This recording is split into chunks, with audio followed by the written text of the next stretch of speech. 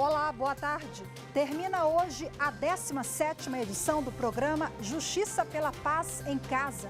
Pela primeira vez, a iniciativa foi feita por meio virtual por causa da pandemia do novo coronavírus. O Justiça pela Paz em Casa é uma das formas de combater a violência doméstica e agilizar o andamento de processos que envolvam esse tipo de crime. Esse é o destaque do Jornal da Justiça, primeira edição de hoje. E você vai ver também. Supremo Tribunal Federal cria comitê para se adequar à Lei Geral de Proteção de Dados. Combate à pandemia. Justiça Federal em Brasília pede informações para decidir se o governo do Distrito Federal deve adotar medidas mais rígidas. A juíza Kátia Balbino deu 72 horas para que o governo do Distrito Federal apresente informações como, por exemplo, a quantidade de leitos de UTI. E ainda, a escolha dos ministros da Suprema Corte é o tema do quadro especial sobre os 130 anos do Supremo Tribunal Federal na era da República. Ao longo da existência do STF, a quantidade de membros na Corte mudou várias vezes até chegar aos dias de hoje, com 11 ministros.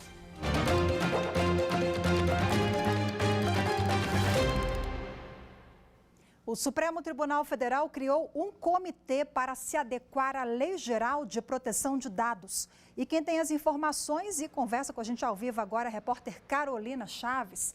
Olá, Carol, muito boa tarde para você. Conta para a gente qual é o objetivo desse comitê.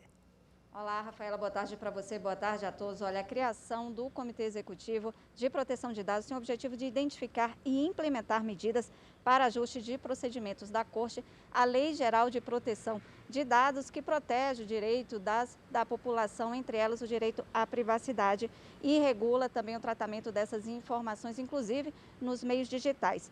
O Comitê no Supremo vai avaliar o tratamento de dados no STF, propondo ações políticas internas e também promovendo o intercâmbio de informações com outros órgãos.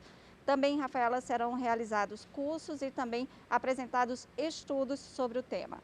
O presidente do Supremo Tribunal Federal, ministro Luiz Fux, afirmou que a criação desse comitê está alinhada à decisão do plenário do STF, que reconheceu a existência do direito fundamental à proteção de dados pessoais. Rafaela. Muito obrigada pelas informações, Carol. Boa tarde para você mais uma vez.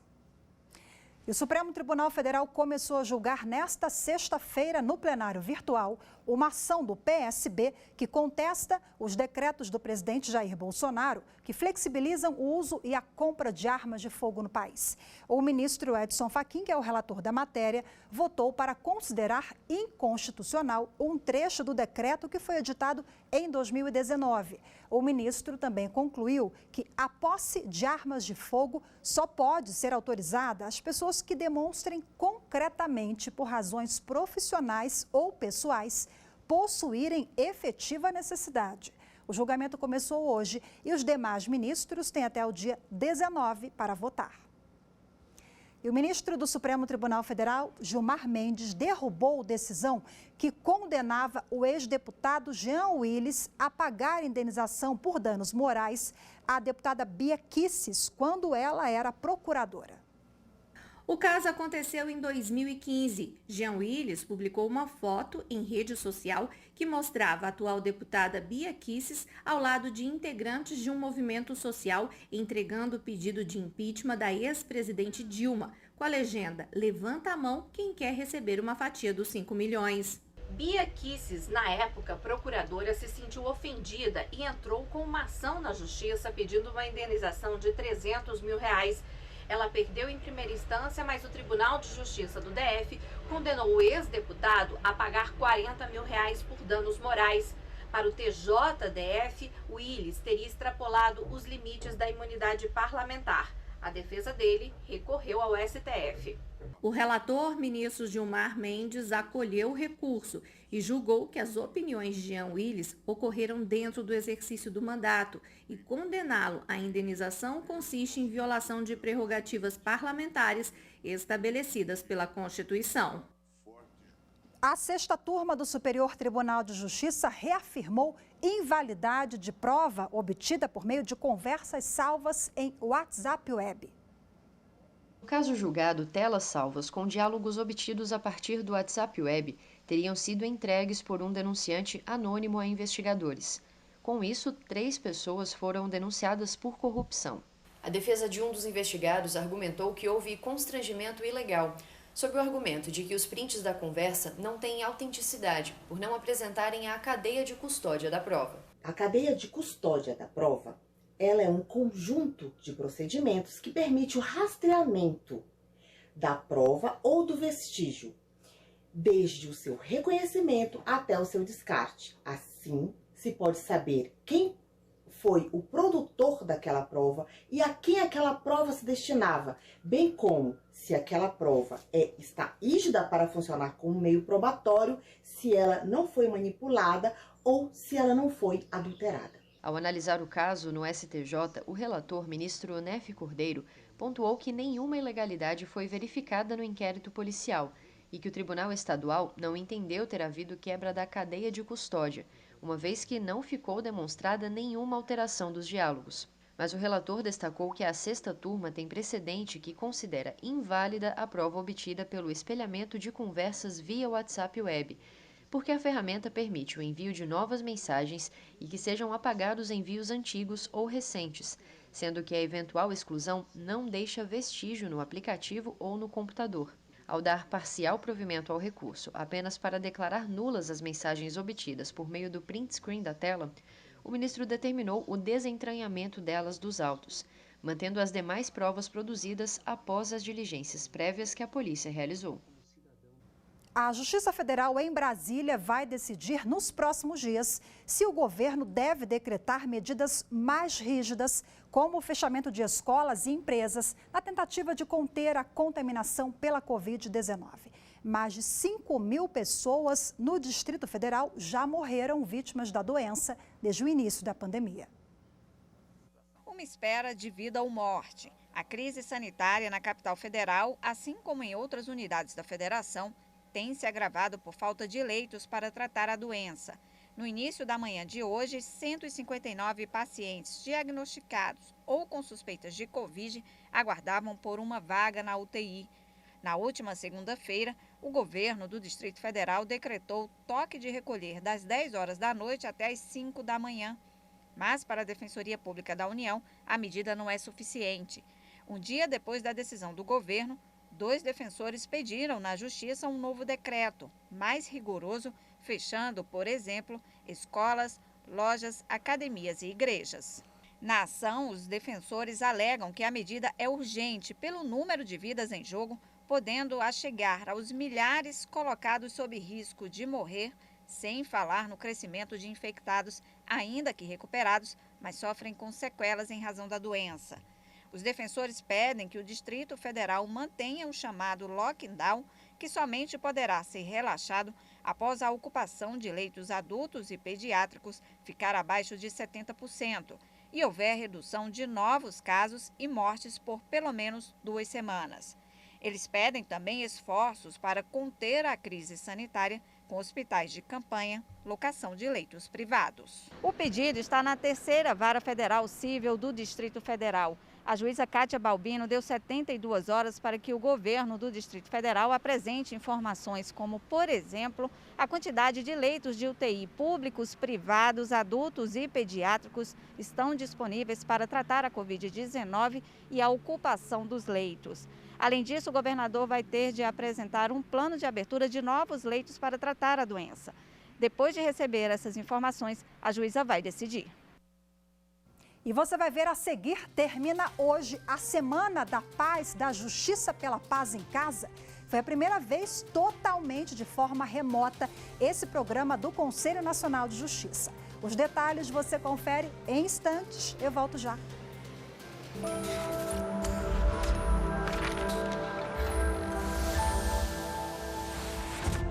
Pensar em direito e não pensar automaticamente na Constituição Federal, para mim, é uma coisa impossível. A Constituição Federal, além de ser a nossa norma fundamental, que dá fundamento para todas as outras do ordenamento, ela é uma norma que trouxe valores muito ricos e muito caros à nossa sociedade, principalmente porque ela foi editada em um momento logo após uma ditadura militar.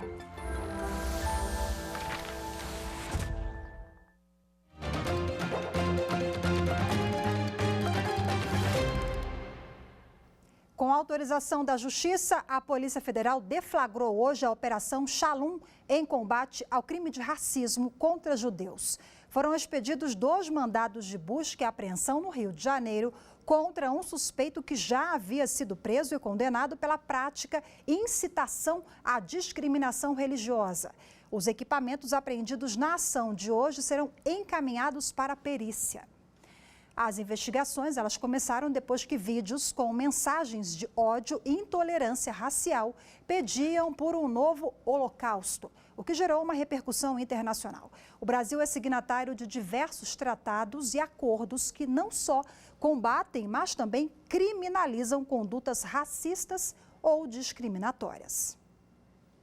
O Conselho Nacional de Justiça, em parceria com tribunais de todo o país, realizou nesta semana a 17ª edição do programa Justiça pela Paz em Casa. A iniciativa do Poder Judiciário é uma das formas de combater a violência doméstica e agilizar o andamento de processos sobre esse crime. A primeira edição do Justiça pela Paz em Casa ocorreu em março de 2015. Desde então, 3 vezes ao ano, o CNJ e os tribunais brasileiros se reúnem para promover ações que deem visibilidade ao combate à violência contra a mulher. Em 6 anos, o programa realizou mais de 250 mil audiências, 1.600 sessões do Tribunal do Júri, emitiu 218 sentenças e quase 115 mil medidas protetivas. O Justiça pela Paz em Casa incentiva ainda ações para sensibilizar a sociedade sobre a realidade violenta enfrentada pelas mulheres no dia a dia. No Tribunal de Justiça do Pará, um seminário online deu voz às lutas femininas na Amazônia. As mulheres indígenas sofreram agressões desde o início da colonização, desde os primeiros contatos, né? No Tribunal de Justiça do Ceará, a palestra, também virtual, foi sobre relacionamentos abusivos. Que as pessoas elas não se dão conta que o relacionamento abusivo também é uma forma de violência, né? E é uma coisa também que é muito democrática, né? Que acontece em todas as classes sociais. Já o Tribunal de Justiça de Goiás prestou uma homenagem a mulheres inspiradoras, como Dona Procópia, quilombola indicada ao Prêmio Nobel da Paz. Aos 88 anos, ela deixou uma mensagem de esperança. Ter coragem para lutar com a vida e a saúde, ter força e coragem para conseguir tudo o que ela desejar, mas confiar em Deus. Que mensagem linda, inspiradora da Dona Procópia, né? Bom, para a gente detalhar mais o assunto, eu converso agora com a desembargadora Tânia Regina Requelze. Conversei com a senhora agora há pouco, estou falando sobre o nome errado, que é a conselheira do CNJ. Bom, quero que a senhora explique para a gente como é que foi essa semana, quais as iniciativas, né, foram realizadas ao longo desta edição. Nós vimos ali na reportagem da Evne que o CNJ atua em várias frentes, né, quando a gente fala em combate à violência doméstica. Foi um saldo positivo? Explica para a gente. Oi, conselheira, a senhora me escuta? Agora sim. Agora sim. Eu estava conversando há pouco, brinquei que nós falávamos sobre a pronúncia do seu sobrenome, acho que eu falei errado, mas... Tá bem, é complicado mesmo, mas tá bem. É requisível, mas está ótimo. Requisível, ótimo. Pronto. Então, o balanço positivo essa semana da Justiça pela Paz em Casa? Sempre é positivo, né? Essa iniciativa organizada pelo Conselho Nacional de Justiça, em parceria com os tribunais de justiça, que tem justamente o objetivo de aprimorar e tornar mais célere a prestação jurisdicional em casos de violência doméstica e familiar contra qualquer tipo de violência que a mulher venha estar sofrendo neste período. E esses esforços são de todos envolvidos nos tribunais de justiça. E sempre são em 3 edições durante o ano. Março, sempre em março, agosto e novembro. Esta semana termina agora na sexta-feira. Então, nós temos balanços positivos, sempre é positivo, porque os esforços são feitos justamente em função disso, para que a gente tenha um aprimoramento, que nós tenhamos realmente resultados positivos. Mas Na verdade, a gente tem um dado do ano passado que a gente ainda não se encontrava em pandemia, que nós julgamos mais processos do que entraram. No ano de 2020, tivemos 14.361 novos casos e julgamos 14.413 processos baixados. Já este ano, em janeiro, tivemos 18.344 casos novos e conseguimos julgar apenas 8.484 processos. De qualquer forma, conselheira, é uma semana importante para chamar atenção sobre esse assunto, para a gente refletir, uma semana de reflexão e de ações também. Nós vimos que cada tribunal desenvolve a sua agenda. Em linhas gerais, quais são as iniciativas? Exatamente, sempre positivo. Nesse período agora, principalmente, nós pensamos em dedicarmos ao maior número de prolatação de sentenças, despachos, em função da dificuldade que temos em realizações de audiências, principalmente porque algumas das vítimas não têm acesso à internet e muitas delas ainda encontram-se no lar com o agressor. Então, isso dificultou um pouco, por isso o número reduzido de sentenças. Para sentenças precisamos ter audiências. Então, não ocorrendo audiências, não conseguimos encerrar os processos. Mas uma das iniciativas muito positivas foi o acesso das notificações e informações via WhatsApp. Todas as varas de violência que tratam com a violência doméstica estavam habilitadas a procederem atos, informarem atos através do WhatsApp. Então, os tribunais disponibilizavam para essas varas o telefone com WhatsApp para que essas vítimas possam ser informadas, inclusive se seu agressor teve ou não a liberdade concedida e de todos os atos. E a população também, a sociedade, tem um papel fundamental quando a gente fala de combate à violência doméstica? Eu me refiro à denúncia, porque esse ano nós tivemos, no 2020, agora em 2021 também, em virtude da pandemia, o número aumentou consideravelmente, o número de violência doméstica, de feminicídio. Então, gostaria que a senhora falasse um pouquinho sobre esse aspecto, que é a coletividade em prol desse tema tão caro, né? Exatamente, é muito importante o empenho e o envolvimento de toda a sociedade para que a gente consiga, assim, que esse mal seja minimizado na nossa sociedade. Aquela máxima que se existia, que diziam que briga de marido e mulher, ninguém mete a colher, essa possibilidade não existe mais. Esse crime atinge a todos, a toda a sociedade. É uma família destruída, são crianças que viram órfãos, elas perdem a mãe e perdem o pai, que, consequentemente, provavelmente irá para o sistema carcerário. Então, isso sim traz consequências para toda a sociedade. Precisamos todos nos unirmos para seguir atuando para que, com adoções desmedidas por políticas de judiciária, que venhamos a diminuir esses casos. A campanha do Sinal Vermelho é uma demonstração de política silenciosa para ajudar a combater esses casos. Então, precisamos todos estarmos imbuídos de ajudar a eliminar esse tipo de violência. Excelente mensagem, bela reflexão. Muito obrigada pela sua participação. Conversei ao vivo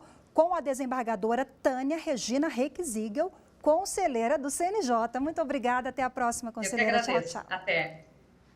E você vai ver a seguir a escolha dos ministros do Supremo Tribunal Federal. É o tema do quadro especial sobre os 130 anos do STF na era da República. Até já.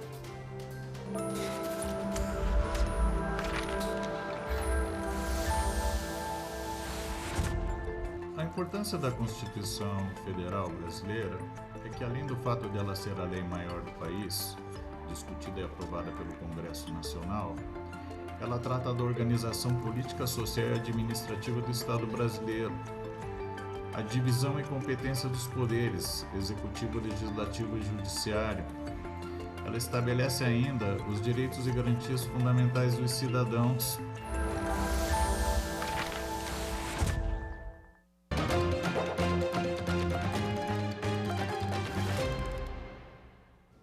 No quadro de hoje, sobre os 130 anos do Supremo Tribunal Federal na era da República, a escolha dos ministros para integrar a corte ao longo da história é o tema do episódio. Confira.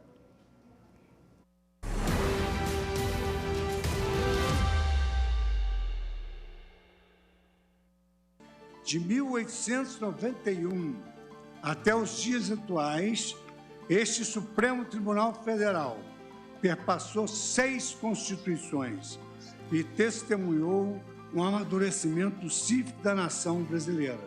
E a Suprema Corte também amadureceu. Ao longo da existência do STF, a quantidade de membros na Corte mudou várias vezes até chegar aos dias de hoje, com 11 ministros. A indicação de cada um continua como 130 anos atrás. O presidente da República indica e o Senado Federal deve aprovar por maioria absoluta, ou seja, 41 dos 81 senadores devem estar de acordo com a escolha. Esse membro do Supremo não necessariamente precisa ser jurista. As pessoas às vezes pensam que precisa ser um advogado ou um juiz.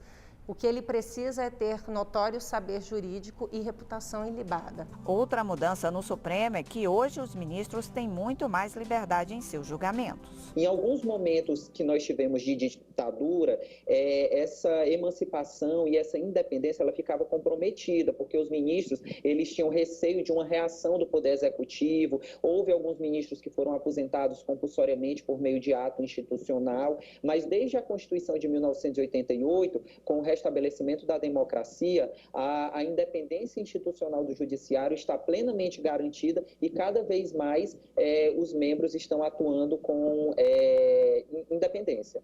A escolha da presidência da cúpula do judiciário também passou por mudanças ao longo dos 130 anos. Na época da monarquia, o presidente do Supremo Tribunal de Justiça, como era chamado, era indicado pelo imperador e podia ficar no cargo por 3 anos.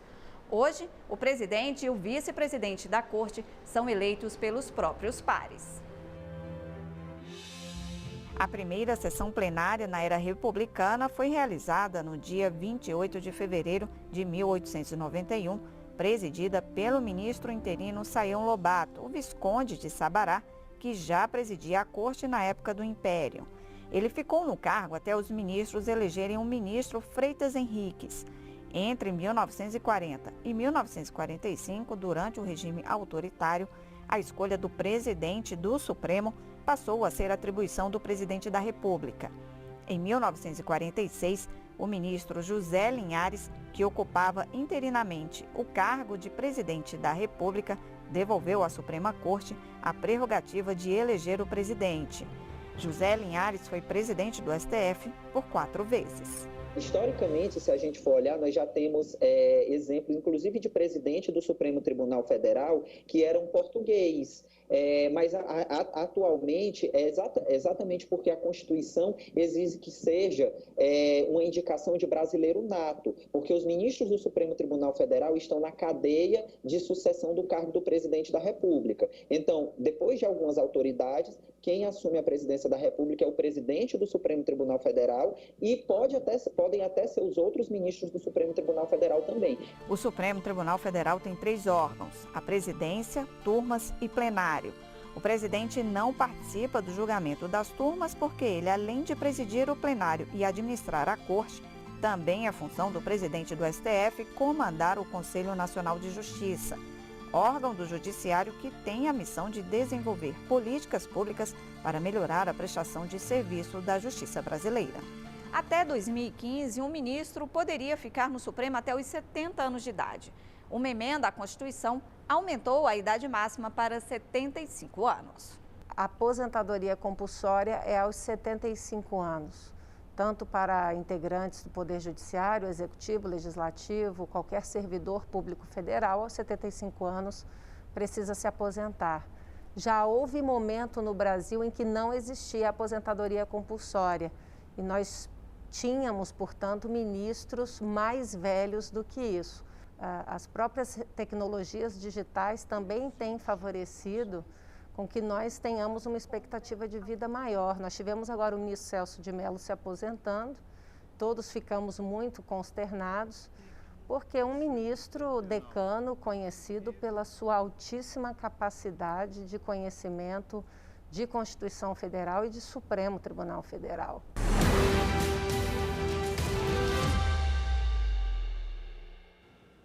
E no mês das mulheres, toda sexta-feira, às 3 horas da tarde, o presidente do Tribunal Superior Eleitoral, ministro Luiz Roberto Barroso, se encontrará com personalidades femininas importantes do Brasil.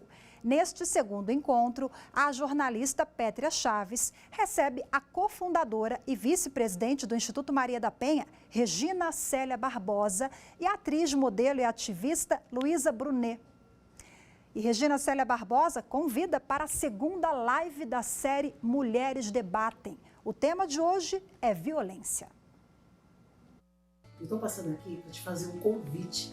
Vamos falar sobre violência contra a mulher, a violência física, moral, sexual, patrimonial e psicológica, como também na violência no ambiente do trabalho, na rua e na política.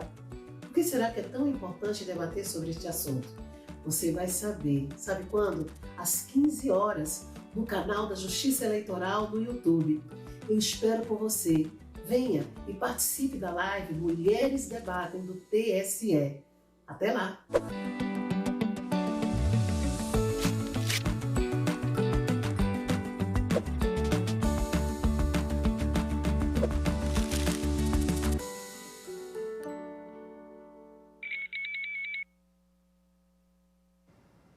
Tá feito o convite, o Jornal da Justiça, primeira edição de hoje, fica por aqui. Muito obrigada pela sua companhia, uma ótima tarde para você, um excelente fim de semana. Até segunda-feira, tchau, tchau.